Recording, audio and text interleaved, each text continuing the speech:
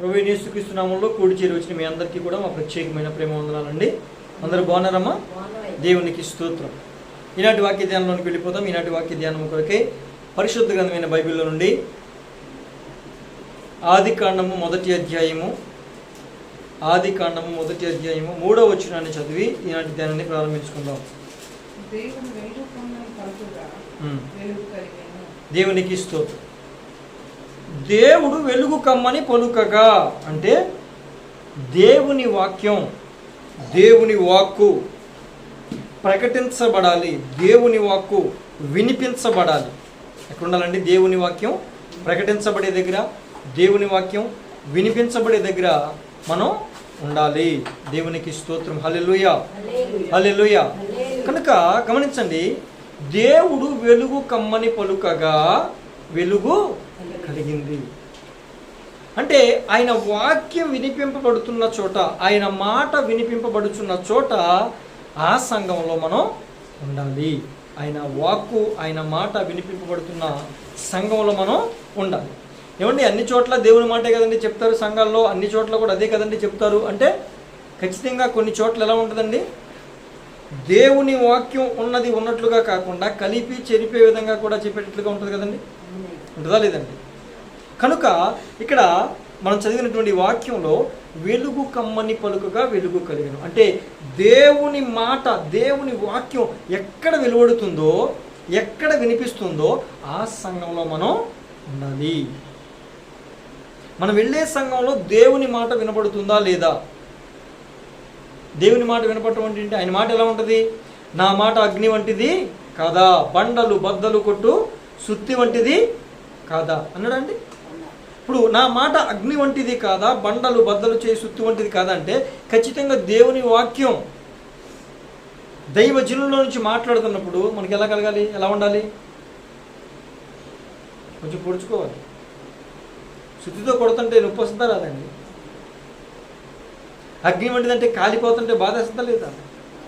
నొప్పి కలుగుతుందా లేదా? అంటే దేవుని వాక్యం దైవజనుల నుంచి మాట్లాడుతున్నప్పుడు దేవుని వాక్కు ఖచ్చితంగా మన హృదయం అనేది ఉడవబడాలి. అందుకే సున్నతి విషయంలో క్రొత్త నిబంధనలో ఏమంటాడు రోమపత్రిక? సున్నతి విషయంలో, సున్నతి ఎక్కడ జరగాలంటాడు? హృదయంలో జరగాలి. సున్నతి ఎక్కడ జరగాలండి? హృదయములో జరగాలి. సున్నతి అనేది హృదయ సంబంధమైనది. సున్నతి అనగా ఏంటండి? సున్నతి అంటే ఏంటి? పాత నిబంధన గ్రంథంలో ప్రభువు వారే 17వ అధ్యాయంలో అబ్రహాము గారితో చెప్పినటువంటి విషయం. సున్నతి ఎలా జరుగుతుంది? గోప్యాంగ చర్మమును ఒక ఆయుధము చేత, అంటే అది రాయి కావచ్చు, కత్తి కావచ్చు, ఏదో ఒక ఆయుధాన్ని పట్టుకుని ఆ గోప్యాంగ చర్మాన్ని కోయాలి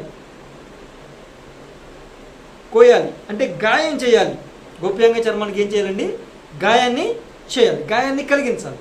ఇప్పుడు గోప్యాంగ చర్మం గాయం కలిగినప్పుడు బాధ కలుగుద్దా లేదండి? బాధ కలుగుద్ది, నొప్పి కలుగుద్ది. అప్పుడే కదా సున్నతి జరిగినట్లు.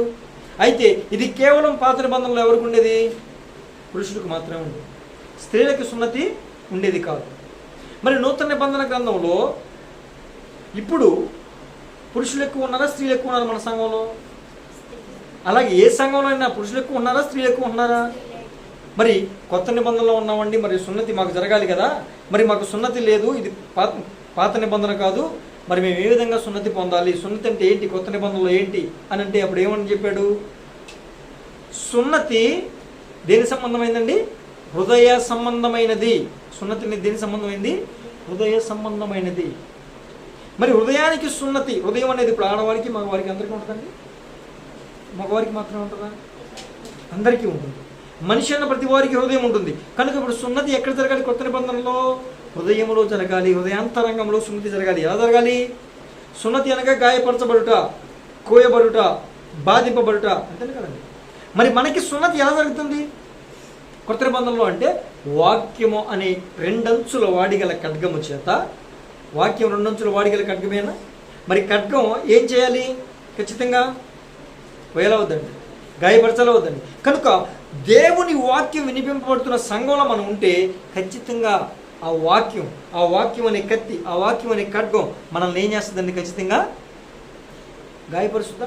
వాక్యం మనల్ని పొడిచినప్పుడు హృదయానికి బాధ కలుగుతుంది. అరే నిజమే, దేవుడు నాతో మాట్లాడాడు, ఈ మాట మాట్లాడుతున్నప్పుడు నాకు చాలా బాధ కలిగింది, నేను దేవునికి విరోధంగా ప్రవర్తించా, దేవునికి విరోధంగా నడుచుకున్నా, దేవునికి విరోధంగా పలానా పని చేశా అని మనలో బాధ కలుగుతుందా లేదా? నొప్పి కలుగుతుందా లేదా? అది హృదయ సంబంధమైన సున్నతి. కనుక ఇప్పుడు అన్ని చోట్ల వాక్యమేనండి వినబడుతుంది అంటే అన్ని చోట్ల వాక్యం వినబడుతుంది. నేనంటాను, ఎత్తబడే సంఘంలో ఉండాలంటే ఎక్కడ ఉండాలంటే, ఎత్తబడే సంఘంలో ఉండాలంటే, రాకడలో సిద్ధపడే సంఘంలో ఉండాలంటే, పరలోక రాజ్యంలో బహుమతులు పొందుకునే సంఘంలో ఉండాలంటే ఎక్కడ పడితే అక్కడికి వెళ్తే అయిపోద్దండి? వధువు సంఘంగా తయారవ్వగలమా? ఎత్తబడే శక్తిని పొందుకోగలమా? ఉదాహరణకి మనకి ఏదో రోగం వచ్చింది, వ్యాధి వచ్చింది, ఎవరికో ఒక వ్యక్తికి వచ్చింది, మనకెందుకు లేదు, ఓకేనా? ఇప్పుడు అది భయంకరమైన రోగం. ఇప్పుడు ఆర్ఎంపీ డాక్టర్ దగ్గరికి వెళ్తే నయం అవుద్దా? అతను చేసే ట్రీట్మెంటేగా. అతను ఇంజక్షన్ చేస్తాడా లేదండి? అతను ట్యాబ్లెట్లు ఇస్తాడా లేదా? టానిక్ ఇస్తాడా లేదా? ఇవి తినాలి ఇవి తినకూడదు అని చెప్తాడా లేదా? చెప్తాడా? మరి ఆర్ఎంపీ దగ్గరికి ఎందుకు వెళ్దాం? ఎంబీబీఎస్ చదువుకున్న డాక్టర్ దగ్గరికి ఎందుకు వెళ్తాం? అందుట్లో కూడా స్పెషలైజేషన్ చేసిన వాళ్ళ దగ్గరికి ఎందుకు వెళ్తాం? ఎందుకంటే ఆ రోగం తగ్గి మరలా మనం మామూలుగా ఉండాలంటే అక్కడికి వెళ్ళాలి. ఆర్ఎంపీ దగ్గరికి వెళ్తాం. అవునా కదన్నా? అంటారు కదంటారా? అలాగే వాక్యం ఎక్కడ వినబడుతుందో, ఏ వాక్యం? కేవలం స్వస్థతల కోసం, కేవలం లోక సంబంధమైన ఆశీర్వాదాల కోసం, కేవలం ఈ లోక సంబంధమైనటువంటి ఉద్యోగాలు, వ్యాపారాలు, ఆశీర్వాదాలు, ఆస్తులు పాస్తుల కోసం మాత్రమే ప్రకటించేది వాక్యమా? వాక్యం చెబితే అది ఖడ్గం. ఆ ఖడ్గం ఏం చేయాలి? ఖచ్చితంగా గాయం జరగాలి. అలాంటి సంఘంలో మనం ఉంటేనే ఎత్తబడతాం. దేవుని వాక్యం వినిపింపబడుతున్న సంఘంలో మనం ఉండాలి. దేవునికి స్తోత్రం కలుగునుగాక. హల్లెలూయా, హల్లెలూయా. అయితే దేవుని వాక్యం ఏం చేస్తుందండి? మనల్ని ఏ విధంగా నడవాలో కూడా మనల్ని నడిపిస్తుంది. ఈ వాక్యము నా పాదములకు దీపము, నా త్రోవకు వెలుగు అన్న. కనుక మనకు వెలుగునిచ్చి మన త్రోవను మంచి మార్గంలో నడిపించేది ఏంటి? వాక్యమే. మనలాగా ఒక మంచి మార్గంలో నడవాలంటే ఎలా పడితే అలా వెళ్ళిపోకుండా, ఆశీర్వాదాల కోసం ఏది పడితే గడ్డి కరవకుండా, సంపాదించాలంటే నానా రకాలుగా సంపాదించవచ్చు, అవునా కదండి? అన్యాయం చేసి కూడా సంపాదించవచ్చు. ఇప్పుడు హోటల్ పెట్టుకుని సంపాదించవచ్చు. న్యాయంగా చక్కగా ఎలాంటి కెమికల్స్ కలపకుండా, ఎలాంటి ఫుడ్ ఇన్ఫెక్షన్ అవ్వకుండా, తిన్న వాళ్ళకి ఆరోగ్యం ఉండేలాగా ఉండి వ్యాపారం చేసేవాళ్ళు ఉన్నారు. డబ్బు కోసం మాత్రమే రుచి రావాలని ఏది పడితే దాంట్లో కలిపేసేసి వాళ్ళ ఆరోగ్యం ఎలా పోతే మనకేంటిలే అని చెప్పి వ్యాపారం చేసేవాళ్ళు ఉన్నారు. అదవుతుందండి. అలాగే కేవలం ఈ లోక సంబంధమైన విషయాల కోసం సంపాదించాలంటే ఎలాగైనా సంపాదించవచ్చు. సంపాదనే కావాలంటే ఎలాగైనా సంపాదించవచ్చు, అవునా కాదండి?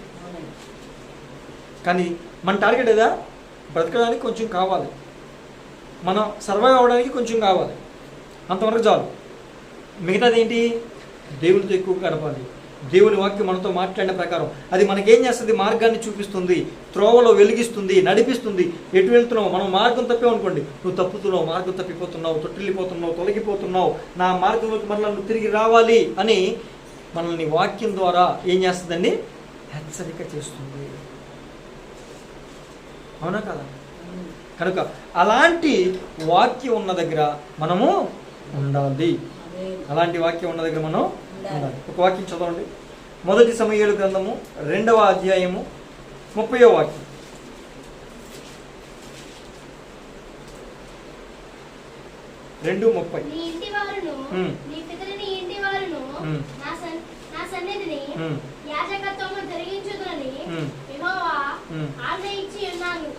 ఇప్పుడు అది నా మనసుకు కేవలము ప్రతికూలమాయనని ఇశ్రాయేలుల దేవుడైన యెహోవా సెలవిచ్చుచున్నాడు. కావున యెహోవా వాక్కు ఏదనగా, నన్ను గణపరచు వారిని నేను గణపరచుదును, నన్ను తృణీకరించు వారు తృణీకారం పొందుదురు. చాలు. ఇప్పుడు వాక్యంలో ప్రభు వారు ఏం మాట్లాడుతున్నారు? నన్ను గణపరిస్తేనే మిమ్మల్ని గణపరుస్తా, నన్ను తృణీకరిస్తే మిమ్మల్ని కూడా తృణీకరిస్తా అంటున్నారు. మరి ఇప్పుడు ఏ సంఘంలో పడితే ఆ సంఘంలో ఈ మాట దొరుకుద్దా? ఈ మాట చెప్తారా? దేవుణ్ణి గణపరిస్తేనే మనకు ఘనత. దేవుణ్ణి తృణీకరించి పర్వాలేదులే అని ఏదో తూతూ మంత్రం భక్తి చేస్తే, నామకార్థ భక్తి చేస్తే మనల్ని కూడా ప్రభు పక్కన పెట్టేస్తాడు అని హెచ్చరించే ఒక వాక్యం కలిగిన సంఘం మనకు ఉండాలి అని చెప్తున్నాం. అర్థమవుతుందండి కాన్సెప్ట్? దేవుని వాక్కు ఎక్కడ దొరుకుతుందో, ఎక్కడ విడుదలవుతుందో అక్కడ మనం ఉండాలి. అది మనల్ని ఏం చేస్తుంది? మన ఎముకలకు కుళ్ళు పట్టకుండా చూస్తుంది, మన ఆత్మ పాడైపోకుండా కాపాడుతుంది, మనం తప్పుడు మార్గంలో, చెడు మార్గంలో వెళ్ళిపోకుండా మనల్ని సరిచేసి తిన్నని మార్గంలో మనల్ని నడిపిస్తుంది. ఆ విధంగా ఉండాలి అంటే ఖచ్చితంగా మనం ఒక దేవుని వాక్కు విడుదలవుతున్నటువంటి స్థలములో, సంఘంలో మనం నాటబడాలి. ఏ సంఘం పడితే ఆ సంఘం కాదు. దేవునికి స్తోత్రం, హల్లెలూయా. ఆయన్ని గణపరచాలి, లేకపోతే నువ్వు గణపరచబడవు. కానీ చాలామంది ఏం చెప్తారు, కొన్ని చోట్ల ఏం చెప్తూ ఉంటారు, దేవుడు నిన్ను గణపరుస్తాడు, దేవుడు నిన్ను హెచ్చిస్తాడు. ఎప్పుడు ఆ కండిషన్ చెప్పడు. చాలా సూటిగా తేటగా మాట్లాడా, యెహోవా వాక్కు ఏదనగా ఆయనను గణపరచు వారిని గణపరుస్తాను, ఆయన్ని తృణీకరించు వారిని నేను కూడా తృణీకరించేస్తాను. కానీ చాలామంది ఏం చెప్తారండి, దేవుడు నిన్ను హెచ్చించబోతున్నాడు, దేవుడు నిన్ను గణపరచబోతున్నాడు, దేవుడు నిన్ను ఆశీర్వించబోతున్నాడు, దేవుడు నిన్ను దీవించబోతున్నాడు అని చెప్తాడు. ఖచ్చితంగా దేవుడు మనల్ని దీవించడానికే, ఆశీర్వదించడానికే మనల్ని ఎన్నుకున్నాడు, ఏర్పాటు చేసుకుని పిలుచుకున్నాడు, ఈ లోకానికి పంపించాడు. ఆశీర్వాదకరంగానే ఉండి ఆశీర్వాద జనంగా మారి ఆశీర్వదింపబడిన కుడి వైపుకు మనల్ని ప్రభువు వారు పంపించి పరలోక రాజ్యంలో చేర్చుకోవాలనే ఆయన ఈ లోకానికి పంపించాడు. కానీ ఆ ఆశీర్వాదాలు పొందుకోవాలంటే కండిషన్ ఉంది, ఉందా లేదండి? ఆ కండిషన్ ప్రకారం మనం నడుచుకుంటేనే ఆశీర్వాదాలు మనకు వస్తాయి, లేకపోతే వచ్చే అవకాశం. ఆయన్ని గణపరచాలి, వాక్యాన్ని గణపరచాలి, ఆయన నామాన్ని గణపరచాలి, ఆయన శక్తిని కనపరచాలి, ఆయన సామర్థ్యాన్ని కనపరచాలి. అప్పుడు మనల్ని కూడా ప్రభు వారు కనపరుస్తారు. దేవునికి స్తోత్రం, హల్లెలూయా, హల్లెలూయా. ఇంకొక వాక్యం చదవండి. మొదటి సమూయేలు గ్రంథం, అదే మొదటి సమూయేలు గ్రంథం 15వ అధ్యాయం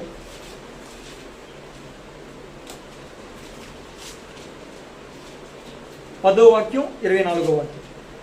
అప్పుడు యెహోవా వాక్కు సమూయేలునకు ప్రత్యక్షమై ఇలాగు సెలవిచ్చెను, సౌలు నన్ను అనుసరింపక వెనుక తీసి నా ఆజ్ఞలను గైకొనకపోయెను కనుక అతనిని రాజుగా నిర్ణయించినందుకు నేను పశ్చాత్తాపపడుచున్నాను. ఇప్పుడు 26వ వాక్యం చూడండి, 26. అందుకు సౌలు ఆ మాట అనవద్దు, అది నేను యెహోవా మాట విని యెహోవా నన్ను పంపిన మార్గమున పోయి అమలేకీయుల రాజైన అగును తీసుకొని వచ్చి తిని, కానీ ఆమె లేఖీయులను నిర్మూలము చేసి తిని. 26 నాన్న చదివావు. అందుకు సమూయేలు, నీతో కూడా నేను తిరిగి రాను, నీవు యెహోవా ఆజ్ఞను విసర్జించితివి కనుక ఇశ్రాయేలు మీద రాజుగా ఉండకుండా యెహోవా నిన్ను విసర్జించనని చెప్పి. దేవునికి స్తోత్రం. గమనించారు ప్రియమైన దేవుని బిడ్డలారా, ఇక్కడ ప్రభువు చెప్తున్న మాట ఏంటంటే, యెహోవాకు నాకు ప్రత్యక్షమైంది, అతడు నా మాట ప్రకారము చేయలేదు కనుక, అతడు నా వాక్కు ప్రకారం చేయలేదు కనుక, నేను ఆజ్ఞాపించిన దాని ప్రకారం అతడు చేయలేదు కనుక, ఇప్పుడు అతను ఏం చేసిన అంటున్నాడండి, అతడు నా మాట విసర్జించాడు కనుక నేను కూడా అతన్ని. ఇలాగ ఒక గద్దింపుతో కూడినటువంటి వాక్యం ఉండాలి వద్దండి, హెచ్చరికతో కూడినటువంటి వాక్యం ఉండాలి వద్దా? దేవుణ్ణి నువ్వు లెక్క చేయకపోతే నిన్ను కూడా దేవుడు లెక్క చేయడు అని చెప్పాలి. అలాంటి సంఘంలో మనం నాటపడాలి. అంతేగాని ఏం పర్వాలేదు, నువ్వు ఎదురు వారం రోజులు ఎదురు వచ్చిన పర్వాలా, ప్రభు క్షమాపణ గల దేవుడు, క్షమించే దేవుడు, ప్రేమించే దేవుడు, కరుణించే దేవుడు, కృపగల దేవుడు, అవన్నీ నిజమే. ఎప్పుడు క్షమాపణ పొందుకుంటాం, ఎప్పుడైనా క్షమిస్తాడు, మనం పశ్చాత్తాపంతో ఆయన పాదాలు పట్టుకుంటే. కృప ఎప్పుడు ఉంటుంది, ఆయన మాట చొప్పున నడిస్తే కృప ఉంటుంది. ఇవేవి చెప్పకుండా ఓన్లీ ఆశీర్వాదాలు, కృప, క్షమాపణ, కనికరం, అవి వాస్తవమే, కానీ ఎప్పుడు అన్న విషయం కూడా మనకి తెలియాలి. దేవునికి స్తోత్రం. కనుక సౌలుని రాజుగా నియమించాడు. ఎప్పటి వరకు ఉండాలన్నానండి?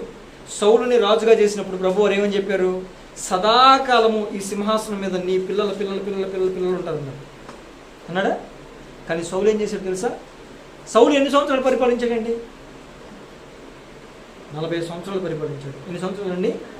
40 సంవత్సరాల్లో దేవుడి మాట చొప్పున దేవుని ప్రజలను పరిపాలించింది ఎన్ని సంవత్సరాలు తెలుసా?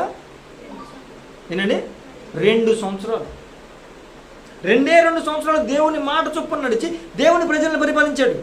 మరి 38 సంవత్సరాలు తన ఇష్టం, తన చెప్తాం, తనకు నచ్చిందే. దేవుడు తనకేమీ సెలవివ్వట్లేదని కర్ణ పిశాచుల దగ్గరికి వెళ్ళిపోయాడు, సోది చెప్పేవాళ్ళ దగ్గరికి వెళ్ళిపోయాడు, మారువేషంలో. ఎంత దారుణం అండి! అరే దేవుడు నాతో ఎందుకు మాట్లాడతల్లా, అంతకుముందు మాట్లాడిన దేవుడు ఇప్పుడు నాతో ఎందుకు మాట్లాడతల్లా అని పశ్చాత్తాపంతో ఒక రూమ్లో పడి ప్రార్థన చేస్తే మాట్లాడ్డా? అయ్యా నేను చేసిన తప్పేమనుంటే క్షమించయ్యండి, క్షమించడా? అమాలేకీలు మొత్తం అందరినీ కూడా నిర్మూలన చేయి, అందుట్లోంచి ఏమీ తీసుకురావద్దు అని ప్రభువారు చెప్పారు. ఒక్కటి కూడా ఏమీ తేవద్దు అన్నాడు. అప్పుడు ప్రభువారు ఏం చెప్పారండి? ఏం చేశారండి? చెప్తే సౌలు ఏం చేశారండి? మొత్తం అంతా నిర్మూలన చేసి మంచిగా చక్కగా పౌష్టికంగా బాగా ఉన్న వాటిని, ఎద్దుల్ని, ఏమండి వాటిని, గాడిదల్ని అవన్నీ తెచ్చుకుని పెట్టుకున్నాడు. గొర్రెలు, మేకలు అవన్నీ బాగా కొంచెం బలహీనంగా ఉన్నాయి, ఈ రోగంతో ఉన్నాయి, అలాంటి అన్నింటినీ కూడా వేసేసాడు. బాగా మంచిగా ఉన్నాయని తెచ్చిపెట్టుకున్నాడు. దేవుడు అలా చెప్పాడా? సమూయేలు గారు వచ్చారు. ఆల్రెడీ సమూయేలు గారికి దేవుడు చెప్పేశాడు, నానా వెళ్ళి నేను చెప్పిన మాట వినలేదు, అటు పలానా చేశాడు, పలానా తన తెచ్చిపెట్టాడు అక్కడ అని చెప్పాడు. సమూయేలు గారు రాగానే ప్రైజ్ రాడ్ పాస్టర్ గారు, ప్రైజ్ రాడ్, దేవుడు నాకు ఏదైతే ఆజ్ఞాపించాడో అమాలేకులు మొత్తాన్ని వేసేసా, అసలు సమస్యలు నిర్మూలన చేసా, దేవుడు చెప్పింది చేసా అన్నాడు. అప్పుడే ఆ ఎద్దుల రంకెలు, గొర్రెల మేకల అరుపులు వినపడుతున్నాయి. మరి ఆ ఎడ్ల రంకెలేంటి, ఆ శబ్దం ఏంటి అని అడిగితే దొరికిపోయింటారు బాబు అనుకుని, అరే అది ఏం లేదు, నీ దేవుడికి నేను బలి ఇవ్వడానికి తీసుకొచ్చా చెప్పాడా దేవుడు. అందులో శ్రేష్టమైన వాటన్నిటి తీసుకొచ్చి నాకు బలిమని చెప్పాడా. మొత్తం అన్ని నిర్మూలన చేయరా అంటే మనోడికి ఉంది, కొంచెం మంచి తెస్తే కొంచెం లాభం వస్తుంది, కొంచెం పని ఉంటుంది అని తెచ్చిపెట్టుకున్నాడు. కనుక దేవుని మాటను విసర్జించాడు. అంటే దేవుడిని విసర్జించినట్టేగా. అందుకే అంటున్నాడు, నేను నీతో కూడా రాను. సమూయేలు గారు సౌలుతో చెప్తున్నమాట, నేను నీతో కూడా రాను. ఎందుకంటే నీవు దేవుని మాటను విసర్జించావు, దేవుని విసర్జించావు కనుక దేవుడు నిన్ను రాజుగా ఉండనివ్వకుండా విసర్జించేశాడు. సౌలు తర్వాత యోనాతాను అవ్వాలి, తన కుమారుడు రాజు అవ్వాలి. కానీ తన కుమారుడు కాకుండా తన కుమారుడు స్థానంలో దావీదు వచ్చేసాడు. కారణం సౌలు యొక్క అవిధేయత.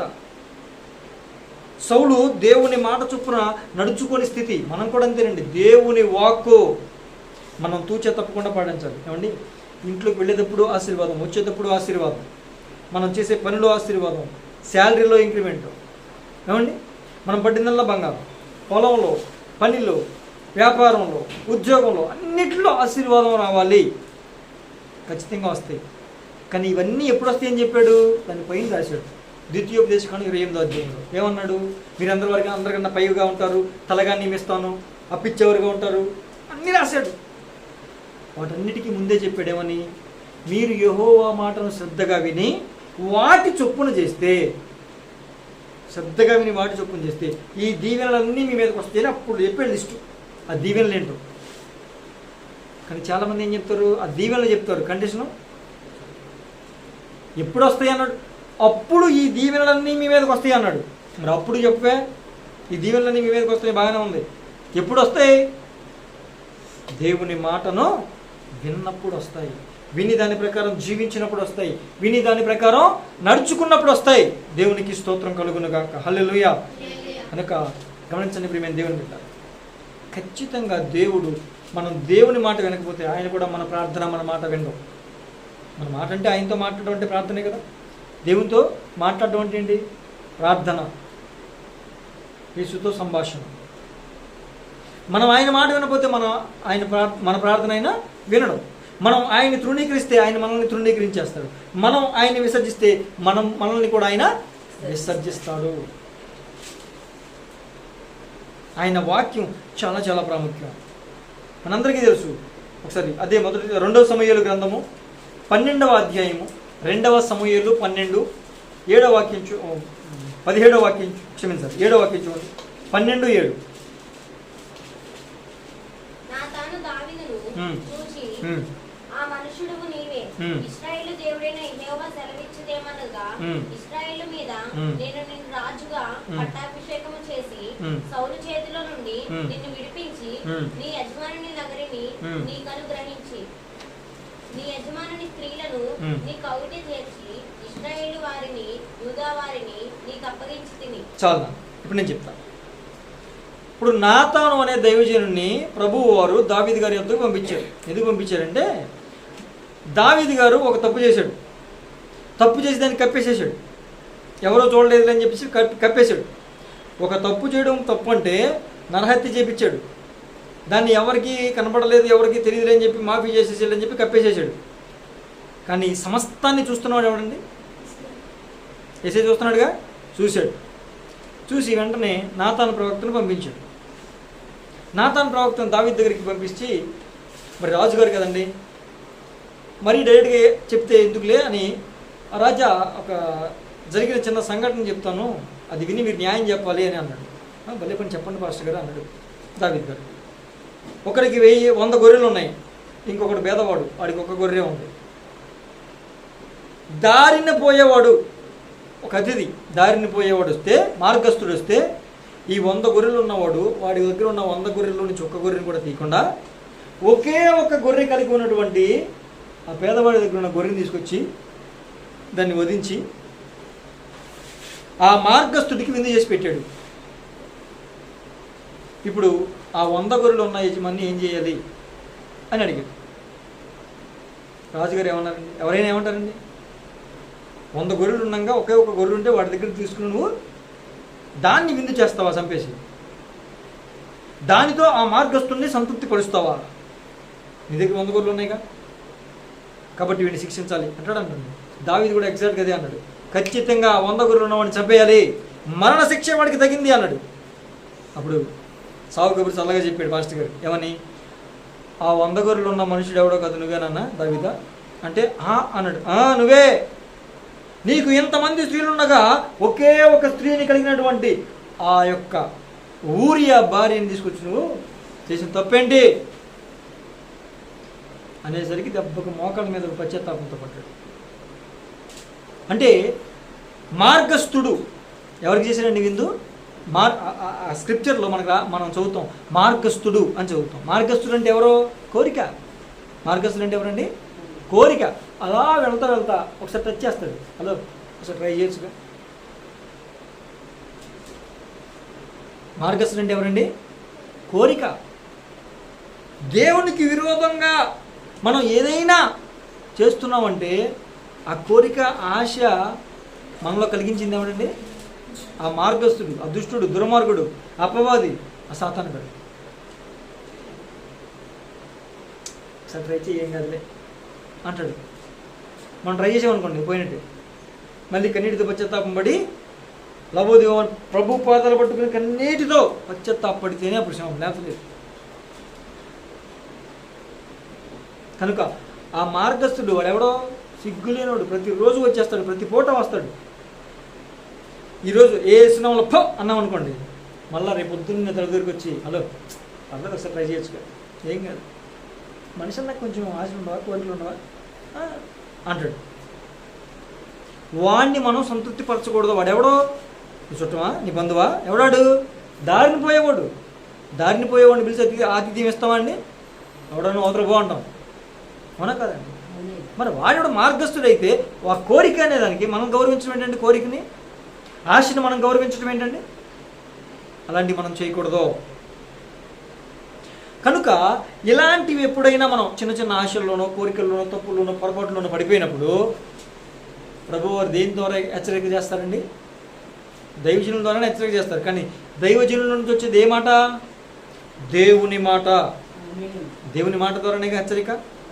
కనుక దేవుని వాక్యం వెలువడుతున్న, దేవుని వాక్యం వినిపించబడుతున్నటువంటి సంఘంలో మనం ఉంటేనే ఈ హెచ్చరికలు పొందుకొని ఎప్పటికప్పుడు నిజమే నేను తప్పు చేశా, దేవుడు నాతో మాట్లాడాడు, నన్ను గద్దించాడు, బుద్ధి చెప్పాడని మరలా మనం సరి చేసుకుని మనం ఎలా ఉంటాం? పరిశుద్ధంగా, పవిత్రంగా జీవించడానికి ప్రయత్నం చేస్తూ ముందుకు పోతూ ఉంటాం. లేకపోతే ఏం చేస్తాం?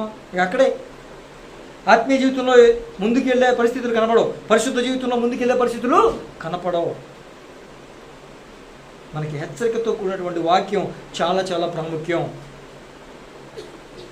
చాలామంది పొగిడితే చాలా మెచ్చుకుంటూ ఉంటారు, పొగిడిన వాళ్ళని బాగా అభిమానిస్తూ ఉంటారు.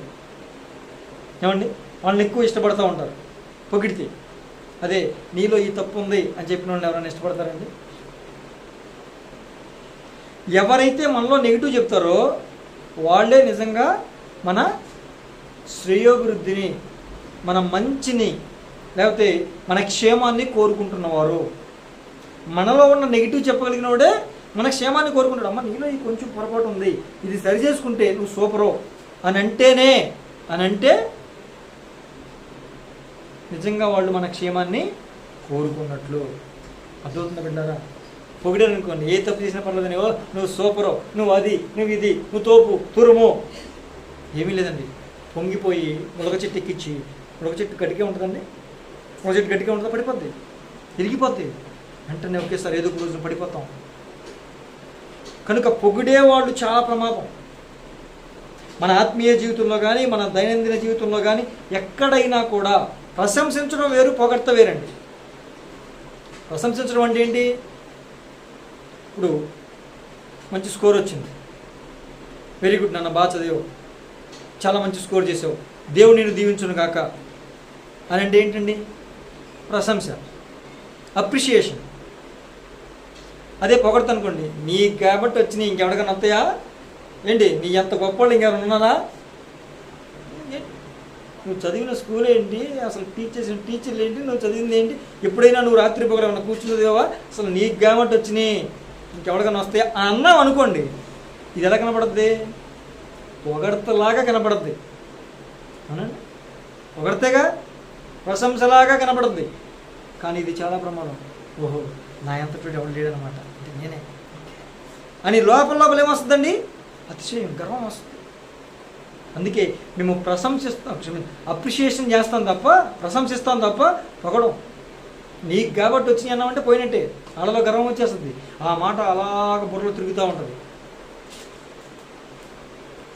నువ్వు కాబట్టి పని చేసావు కానీ ఇంకెవడం చేస్తాడంటే అయిపోయినట్టే. అర్థమవుతుందండి? నువ్వు కాబట్టి ఇలా ఉన్నావు కానీ లేకపోతే ఇంకొకరైతే అసలు ఇలా ఉంటారా అన్నామంటే అయిపోయినట్టు. నువ్వు కాబట్టి అన్నామంటే పోయినట్టే. అర్థమవుతుందండి? నువ్వు ఈ విధంగా ఉన్నావు, ఓకే మంచిది నాన్న, ఇంకొంచెం బాగుండు, అది ప్రశంస. నీకు అర్థమైందా ప్రశంసకి పొగడ్తకి? కనుక ఇప్పుడు కూడా చాలా జాగ్రత్తగా ఉండాలి. పొగిడే వాళ్ళకన్నా మనలో ఉన్న నెగిటివ్ చెప్పేవాళ్ళే మన క్షేమాన్ని కోరుకుంటున్నవారు. అంటే వాళ్ళు మనలో పరిశీలించారు కాబట్టి ఆ నెగిటివ్ కూడా ఉండకుండా ఉంటే ఇంకా సూపర్గా ఉంటారు అని. నీకు అర్థమవుతుందా బిడ్డలారా? నేను ఎప్పుడు కొన్ని సంవత్సరాల క్రితం ఒక దైవజనుడి కోసం విన్నానండి, చాలా గొప్ప దైవజనుడు. ఆయన పొగిడినప్పుడు పెద్ద ఏమి పట్టించుకోండి, కానీ ఎంతమంది పెద్ద దైవజనులు, గొప్ప దైవజనులు కాబట్టి ఎంతమంది ఆయన్ని పొగిడినా అవేమి అంతే. కానీ ఎవరైనా మీలో ఈ చిన్న నెగిటివ్ ఉందండి, ఈ వాక్యం చెప్పేటప్పుడు ఈ పదం పడుతుంది, కొంచెం అది మాకు ఇబ్బందిగా ఉంది అని చెప్పారనుకోండి, ఇది నా నెగిటివ్ అనమాట, దీన్ని ఎలాగైనా ఓవర్కమ్ చేయాలి. ఎందుకంటే ఎప్పటి నుంచో అలవాటు అయిపోయింది, వచ్చేస్తుందండి, రాదు. కానీ దీన్ని ఎలాగోలాగా ఓవర్కమ్ చేయాలని అలా ప్రయత్నం చేసి ఎలాగో ఒకలాగా ఆ మాటను వాడనివ్వకుండా, అలవాట్లో వచ్చేస్తున్నా కూడా వాడనివ్వకుండా, రానివ్వకుండా దాన్ని ఆపుకోవడానికి కొంచెం ప్రాక్టీస్ చేసి దాన్ని ఎలాగైనా జయించేవాడు. నెగిటివ్ చెప్పారంటే దాన్ని మనం పాజిటివ్గా మార్చుకోవాలి, ఆ నెగిటివ్ని తీసేసుకోవాలి. అంతేగాని అని ఆయన తిట్టుకోవటం, ఆ వ్యక్తిని ఇష్టమైనట్టుగా మాట్లాడుకోవటం, అది మంచి పద్ధతి కాదు. మన నెగిటివ్ చెప్పిన వాళ్ళే మన క్షేమాన్ని కోరుకుంటున్న వాళ్ళు. దేవునికి స్తోత్రం, హల్లెలూయా. ఇప్పుడు దావీదు దగ్గరికి వచ్చి నాతాను పాజిటివ్ చెప్పాడా, నెగిటివ్ చెప్పాడా? మరి నాయన నువ్వు తప్పు చేసావు, దేవుని ఒకరికి నీ మీదకి వస్తుంది, జాగ్రత్త పోతామని చెప్పాడు. ఇప్పుడు నెగిటివ్ చెప్పాడా, పాజిటివ్ చెప్పాడండి? హెచ్చరించాడా, పొగిడాడా? హెచ్చరించాడు.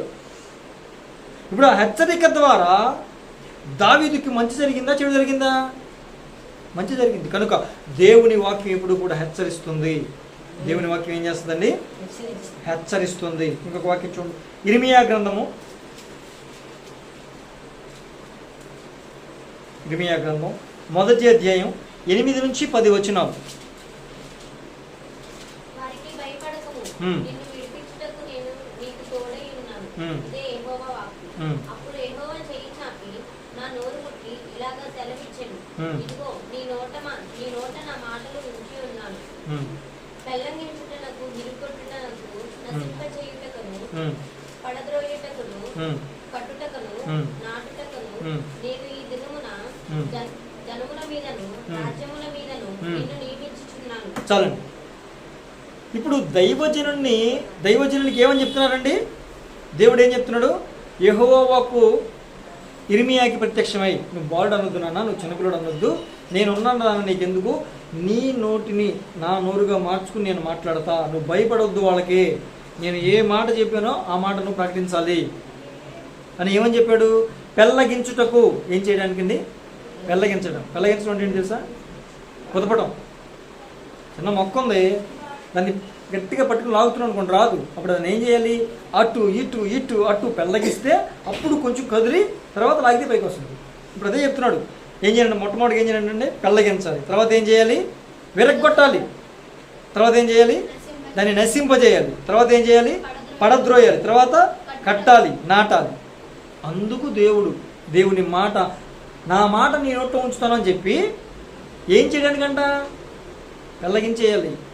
మనుషుల హృదయాల్లో పితృపారంపర్యాచారముగా వస్తున్నటువంటి కొన్ని ఉంటాయి, కొన్ని ఆచారాలు, సాంప్రదాయాలు, కట్టుబాట్లు, మూఢనమ్మకాలు ఉంటాయి. వాటన్నింటిని ఏం చేయాలండి?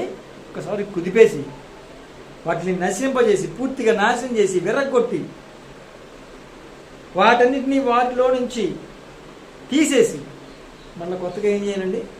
దేవుని వాక్యాన్ని వారిలో నాటాలి. అదవుతుందండి, దేవుని వాక్యాన్ని వారిలో నాటాలి. మరి పెళ్ళగించేటప్పుడు కొంచెం బాధేస్తుందా లేదండి? మీరు ఈ పనులు చేస్తున్నారు, ఈ పనులు చేయడం తప్పు అంటే బాధేస్తుందా లేదా? మీరు ఈ విధమైన ఆచారాలు పాటిస్తున్నారు, ఈ విధమైన ఆచారాలు పాటించకూడదు తప్పు అని చెప్తే బాధేస్తుందా లేదా? ఇలా నడుచుకుంటున్నారు, ఇలా నడుచుకోకూడదు అని చెప్తే బాధేస్తుందా లేదా? మరి అదే వాక్యము చేత పొడవబడాలి, గాయపరచబడాలి, బాధపరచబడాలి, అయినా కూడా వాక్యానికి అప్పగించుకోవాలి. అలాంటి వాక్యం చెబుతున్న దగ్గరే మీరు నాటబడాలి. అదే మీ ఆత్మీయ జీవితానికి క్షేమాభివృద్ధి కలగజేస్తుంది. దేవునికి స్తోత్రం. హల్లెలూయా, హల్లెలూయా. అంతేగాని ఓ పొగిడేసి అసలు మీ అంత తోడు లేరు తెలుసా? ఒక పాట పాడితే మీలాగా పాట పాడేవాళ్ళు ఎవరు అనుకుంటున్నారు? మేము ఎందుకు ఎక్కువ పాట పాడినా అంత ఎక్కువ పొగడకూడదు. ఈ కాలంలో పాట పాడేటప్పుడల్లా ఆ పొగట్టు గుర్తొచ్చేస్తుంది. ఇంకా అయ్యగారు, ఇంకా అమ్మగారు బాగా, అందరు కూడా నన్ను బాగా పాడుతున్నాం అని అనాలి అని అనిపించుకుంటారు తప్ప దేవుణ్ణి మహిమపరచాలి అనే ఆలోచన రాదు. దూరం బిడ్డారా, ఆ ఆలోచన రావాలి అంటే మనం పొగడకూడదు. ఓకే నన్ను బాగుపడి, వెరీ ఇంకొంచెం బాగుపడి, అది ప్రశంస. దేవునికి స్తోత్రం కలుగును కాక. హల్లెలూయా, హల్లెలూయా. దూరం బిడ్డారా, దేవుని మాట ఇంకేం చేస్తుందో చూద్దాం. యెహెజ్కేలు గ్రంథము 37వ అధ్యాయం. యెహెజ్కేలు 37, 4వ వచనం, 9వ వచనం. ఎండిపోయిన ఈ ఎముకలతో ఇట్లనము, ఎండిపోయిన ఎముకలారా యెహోవా మాట ఆలకించుడి. అప్పుడు ఆయన నరపుత్రుడా, జీవాత్మ వచ్చినట్లు ప్రవచించి ఇట్లనము, ప్రభువకు యెహోవా సెలవిచ్చినదేమనగా, జీవాత్మ నలుదిక్కుల నుండి వచ్చి హతులైన వీరు బ్రతుకున్నట్లు వారి మీద ఊపిరి విడువుము. చాలండి. ఇప్పుడు ఒక ఎండిపోయిన ఎముకల్లోనికి తీసుకెళ్ళినప్పుడు ఆ ఎండిపోయిన ఎముకలు తిరిగి ఒక రూపాన్ని సంతరించుకొని వాటి మీద నరాలు, చర్మము కప్పబడి సకల అవయవాలు మరలా ఏర్పరచబడి అవి జీవాత్మను పొంది జీవింపజేయాలి అంటే ఇప్పుడు ఏం రిలీజ్ అవ్వాలండి? దేవుని వాక్కు రిలీజ్ అవ్వాలి. ఏం రిలీజ్ అవ్వాలండి? దేవుని వాక్కు. చాలామంది బ్రతికి ఉన్నావన్న పేరు నీకు ఉంది కానీ నీవు మృతుడవే, జీవించుచున్నావన్న పేరు నీకుంది కానీ నీవు మృతుడవే అన్న వాక్యం ఉందా? అలా ఉంటారు, పేరుకు బ్రతుకుతారు, ఆదివారం మందిరానికి వస్తారు, ఆరాధనలో పాల్గొంపులు పొందుతారు, కానీ వారి జీవితంలో ఎప్పుడు కూడా దేవుని మాటను పాటించే ఒక్క విషయం కూడా ఉండదు. వచ్చామా, అందరితో స్తోత్రం చెప్పామా, వెళ్ళిపోయామా. దేవుని వాక్యం ఈ వారం నాతో ఏం మాట్లాడాడు దేవుడు? ఈ వాక్యం ద్వారా ప్రభు నాతో మాట్లాడిన మాట ప్రకారం నేను జీవించడానికి ఒక విషయం 10 మాటలు మాట్లాడితే ఒక విషయమైనా మనం పాటించడానికి ప్రయత్నం చేయాలి అని మనం అనుకుంటే అప్పుడు బాగుంటుంది. అలా అనుకోవాలి, ఆలోచింపజేయాలి అంటే ప్రజల్లోకి ఏమి వెళ్ళాలి? నిర్జీవమైన క్రియలతో, జీవక్రియలు లేని వారితో, బ్రతికి ఉన్నామన్న పేరుండి కూడా మృతులుగా ఉన్నటువంటి మృతతుల్యమైనటువంటి వారితో మనం ఏం మాట్లాడాలండి? దేవుని వాక్కును వారి మీదకి ఏం చేయాలి? విడుదల చేయాలి. దేవుని వాక్కు మాత్రమే ఆ నిర్జీవమైన క్రియలు కలిగిన వారిలో ఒక జీవాన్ని పొదుగజేస్తుంది. దేవునికి స్తోత్రం. జీవాన్ని కలగజేస్తుంది. దేవునికి స్తోత్రం. మరలా తిరిగి వాళ్ళు ఆత్మీయంగా బలపడడానికి, జీవించడానికి అవకాశాన్ని కల్పిస్తుంది. ఏదండి? దేవుని వాక్కు. అలాంటి జీవాన్ని పొందే వాక్కు కాకుండా ఎంతసేపు ఈ లోక సంబంధమైనటువంటి ఆశీర్వాదాలు, ఈ లోక సంబంధమైనటువంటి విషయాలని చెప్పుకుంటూ ఉంటే అది దేవుని వాక్కు విలువడుతున్నటువంటి సంఘమేనా? అది కూడా వాక్యంలానే ఉంటుంది. నేను చెప్పాక ఇందాక ఆర్ఎంపీ డాక్టరే, అతను ఇచ్చేది ఇంజక్షనే, ట్యాబ్లెట్లే, సజెషన్సే. ఇవి తినాలి, ఇవి తినకూడదు. ఎంబీబీఎస్ డాక్టర్ చేసిన అది. ట్రీట్మెంట్ వేరుగా ఉంటుంది, స్వస్థత వేరుగా ఉంటుంది అంటారు కదంటారు. ఖర్చు ప్రయాస కూడా కొంచెం ఎక్కువ ఉంటుంది. ఇక్కడ కూడా అంతే. కొంచెం నీకు శ్రమ కలుగుతుంది, బాధ కలుగుతుంది, కొంచెం ఖర్చు అవుతుంది. ఖర్చు అంటే ఏది డబ్బులు కాదు. ఈ విధంగా చేయడానికి నీ శారీరకం కొంచెం బలాన్ని ఖర్చు పెట్టాలి. వాక్య ప్రకారం నలగడానికి, వాక్య ప్రకారం ఎదగడానికి, వాక్య ప్రకారం జీవించడానికి కొంచెం నువ్వు కష్టపడాలి. నీ శరీరాన్ని నలగొట్టుకోవడం నేర్చుకోవాలి, అలవాటు చేసుకోవాలి. ఇవేమీ లేకుండా ఊరికే వచ్చి పడిపోవు ఆశీర్వాదం. అర్థవుతుంది బిడ్డారా? దేవుని వాక్కు విడుదల ఉంటున్న చోట ఏముంటుందండి? నిర్జీవంగా, జీవం లేని స్థితిలో ఉన్న వారికి ఒక జీవాన్ని ప్రభువారు ఉదగజేస్తారు. జీవింపచేయడానికి మరలా ప్రభువారు అవకాశం కలగజేస్తారు. ఎప్పుడు? దేవుని వాక్కు చేత. దేవుని వాక్యే, ఆయన వాక్యం మనల్ని బ్రతికించేది, ఆయన వాక్యం మనల్ని ఆదరించేది, ఆయన వాక్యం మనల్ని స్వస్థపరిచేది కూడా. అవునా కాదండి? ఇవన్నీ ఆయన వాక్యం. అలాగే ఆయన వాక్యమే మనల్ని సరిచేసేది, ఆయన వాక్యమే మనల్ని గద్దించేది, ఆయన వాక్యం మనల్ని బుద్ధి చెప్పేది. ఆయన వాక్యమే ముడత, మచ్చ, డాగు, కళంకం మరి ఏది లేకుండా నిష్కలంకంగా తయారు చేసి ప్రభు ఎదుట నిర్దోషంగా నిలబెట్టేది ఏంటండి? దాని ముందు ఏమంటాడు? వాక్యం అనే నీళ్ల చేత ఉదక స్నానం చేయించు, ముడత, మచ్చ, డాగు, కళంకం ఏమి ఉండకూడదు అంటాడు.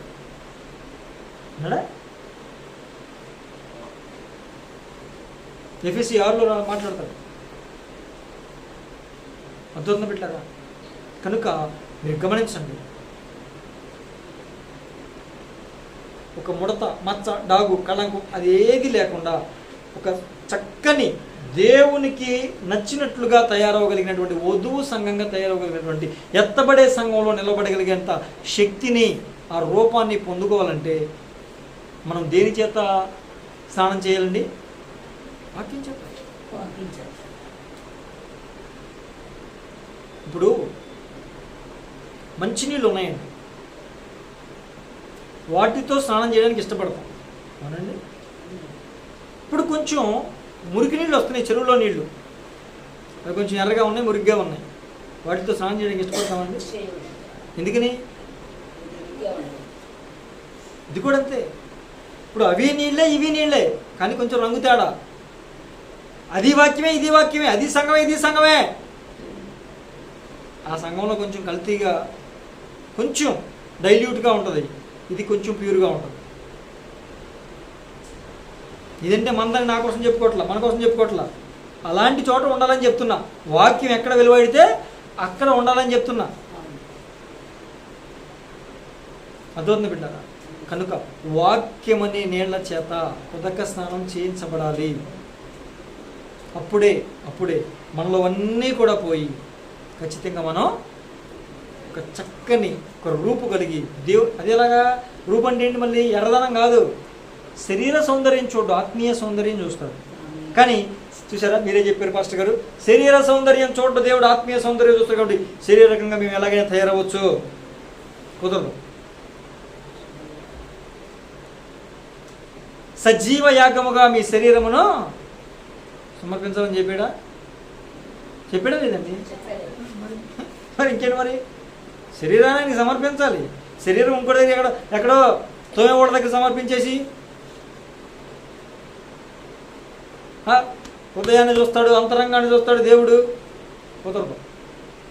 హృదయాంతరంగం ఎంత ప్రాముఖ్యమో బాహ్యం కూడా అంతే ప్రాముఖ్యం. ఇప్పుడు మనుషులు మీ సత్క్రియలు చూసి పరలోకమందున్న మీ తండ్రిని మహిమపరచాలి అంటే సత్క్రియ హృదయంలో ఉన్న క్రియలు చూస్తారండి. ఎవడన్నా హృదయం ఎలా ఉందో చూస్తాడా? చాలామంది నా హృదయం మీకేం తెలుసండి, నా హృదయం అంతా వేసే, ఇవి చేసేదంతా చెత్త, ఇవి చేసే వేషాలన్నీ పనికి మాలిన వేషాలు, హృదయం మాత్రం వేసే అంటే ఎవడు నమ్ముతాడు? దేవుని వాక్యం ఏమి సెలవిస్తూ ఉంది? హృదయం నిండిన దాన్ని బట్టే నీ నోరు మాట్లాడుతుంది, హృదయం నిండిన దాన్ని బట్టే నీ ప్రవర్తన ఉంటుంది, హృదయం నిండిన దాన్ని బట్టే నీ అలంకరణ ఉంటుంది, హృదయం నిండిన దాన్ని బట్టే నీ వస్త్రధారణ ఉంటుంది. హృదయంలో నీకు ఏ ఉన్నాయో ఆశలు అవే, వాటిని బట్టే నువ్వు బయట ఉంటావు. అదే అర్థం. మరి హృదయం దేవుడిదేనండి. హృదయం మొత్తం వేసే, పైకి మాత్రం ఎలాగున్నా దేవుడికి హృదయం కావాలి. ఈ పాస్టర్లకు మరి శరీరం కూడా కావాలి. మేము తయారైతే ఒప్పుకోరు. నీట్గా ఉండొద్దని చెప్పామా? స్నానాలు చేయొద్దని చెప్పామా? శుభ్రంగా ఉండొద్దన్నావా? మంచి బట్టలు కట్టుకోద్దన్నావా? స్వచ్ఛ మాటలు మాట్లాడతారు ఒక్కొక్కరు అమాయకంగా, పూర్తిగా విషయం అర్థం చేసుకోకుండా. వాక్యమే దేనికైనా ఒక సరిచేసి నిర్దోషంగా నిష్కలంకంగా మనల్ని నిలబెట్టగలిగినటువంటి వాక్యం వెలువడుతున్న చోట మనం ఉంటేనే, వాక్యం వెలువడుతున్న చోట మనం ఉంటేనే దేవునికి స్తోత్రం. అర్థం పెట్టారా? ఇంకొక వాక్యాన్ని చూద్దాం. మనం బ్రతుకుతాం, వాక్కు ఉన్న చోటే మనకి బ్రతుకొస్తుంది. ఇంకో విషయం చూస్తే రాజుల 2వ గ్రంథము 20వ అధ్యాయం, రాజుల 2వ గ్రంథం 20వ అధ్యాయం 4 నుంచి 6 వరకు చదువున్నాను.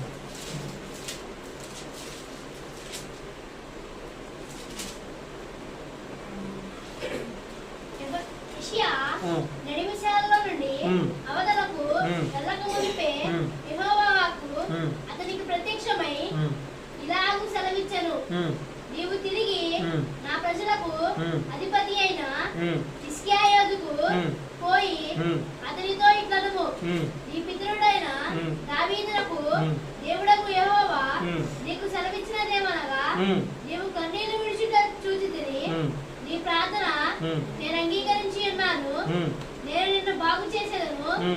3వ దినమున నీవు యెహోవా మందిరమునకు ఎక్కిపోవుదవు. చాలండి. ఇప్పుడు యెహోవా వాక్కు యెషయా యొద్దకు వచ్చింది. యెషయా గారు ఎవరండి? ప్రవక్త గారు.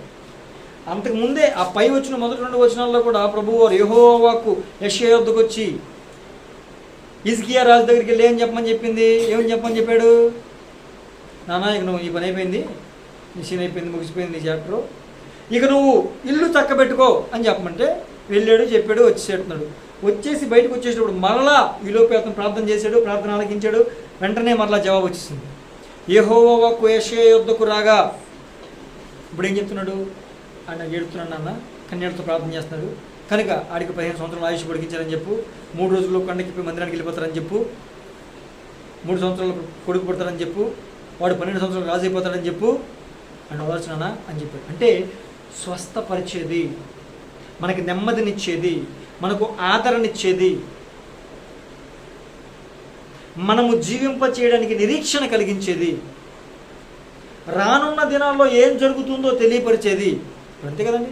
3 రోజుల్లో నువ్వు కొండకి వెళ్ళిపోతావు అన్నాడు. వాస్తవానికి మంచం మీద కనీసం కూర్చోని పరిస్థితిలో ఉన్న వ్యక్తి 3 రోజుల్లో కొండకి నడిచి వెళ్ళిపోవడం అంటే మాట్లాడండి, అలాంటి శక్తి పొందుకుంటావు. అంటే 3 రోజుల్లో ఏం జరుగుతుందో చెప్పాడుగా.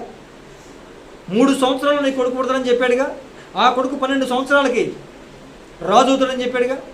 అంటే మొట్టమొదటిగా ఇక్కడ జరిగిన విషయం యెహోవా వాక్కు, అంటే దేవుని వాక్కు నీకు స్వస్థతనిస్తుంది. దేవుని వాక్కు రాబోయే దినాల్లో ఏం జరుగుతుందో చెప్తుంది. చెప్తలేదండి. ప్రవచన వాక్కు అంటే ఎవరు చెప్పేది? దేవుడి యొక్క ప్రవచన వాక్కు ద్వారా, దైవజనుల ద్వారా మాట్లాడతాడు.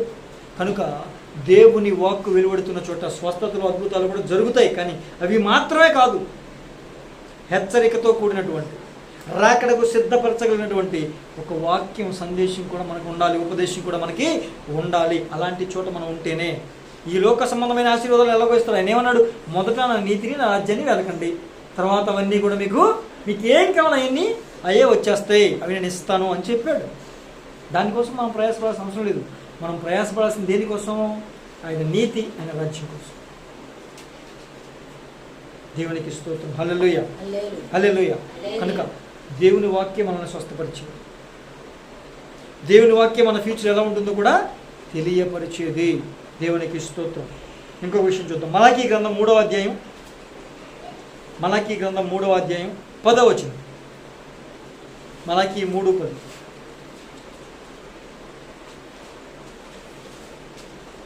నా మందిరములో ఆహారం ఉండనట్లు 10వ భాగమంతయు మీరు నా మందిరపు నిధిలోనికి తీసుకొని రండి.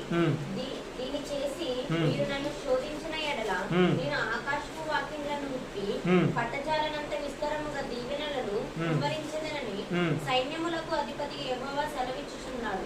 దేవునికి స్తోత్రం. గమనించండి, ఇప్పుడు మనందరికీ తెలిసిన వాక్యమే కదా ఇది. దేవుడు, ఆ దేవుని వాక్కు ఏమని సెలవిస్తుందండి? పట్టజాలనంత ఆకాశ వాక్యములు విప్పి పట్టజాలనంత విస్తారమైన దీవెనలు నీ మీదకి పంపిస్తా. ఇప్పుడు కండిషన్ చెప్పాడు, నా మందిరములో సమృద్ధి ఉండునట్లు మీ దశమ భాగాలు తీసుకొచ్చి మందిరంలో వేయండి అని చెప్పాడు. అప్పుడు మీకు ఆకాశ వాక్యములు విప్పి పట్టజాలనంత విస్తారమైన దీవెనలు కురిపిస్తానని చెప్పాడు లేదండి? కనుక గమనించండి, దేవుని వాక్కు ఏది చెప్తుందో అది. ఇప్పుడు దీవెనలు ఆశీర్వాదాల కోసం కూడా మాట్లాడా? అవి ఎలా వస్తాయో కూడా చెప్పాడా? ఆ దశమ భాగం దొంగిస్తే దొంగ అని చెప్పాడా? పై మాటలో ఉంటుంది, అదంతా తర్వాత చదువుకోండి. అర్థం పెట్టారా? కనుక దేవుని వాక్కు మనల్ని రాకడకు సిద్ధపరిచేది, గద్దించేది, బుద్ధి చెప్పేది, హెచ్చరించేది, రాకడకు సిద్ధపరిచేది, ముడత మచ్చ డాగు కళంకం ఏమీ లేకుండా నిష్కళంకంగా ప్రభు ఎదుటి నిలబెట్టేది. దేవుని వాక్యే మనల్ని స్వస్థపరిచేది. దేవుని వాక్యం మన ఫ్యూచర్ ఏంటో చెప్పేది. దేవుని వాక్యం మనల్ని జీవింపజేసేది. దేవుని వాక్యం మన జీవన విధానాన్ని మార్చేది. దేవుని వాక్యం మనల్ని ఆశీర్వాదాలలోకి తీసుకెళ్ళేది, నడిపించేది. ఇప్పుడు లాజరు చనిపోయి 4 రోజులు అయిందండి. ఎవరైనా బతుకుతారని అనుకుంటారా? తన అక్కే నమ్మలా, మార్తా మరియ ఇద్దరు కూడా నమ్మలా, అక్కలిద్దరు.